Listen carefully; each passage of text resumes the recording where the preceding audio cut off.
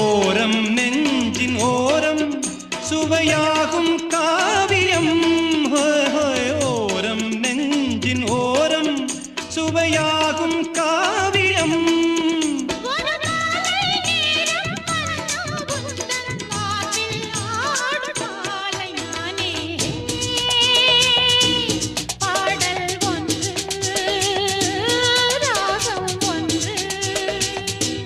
சேரும் போது அந்த கீதம் அதை மீண்டும் மீண்டும் கேட்க தோன்றும். பாடல்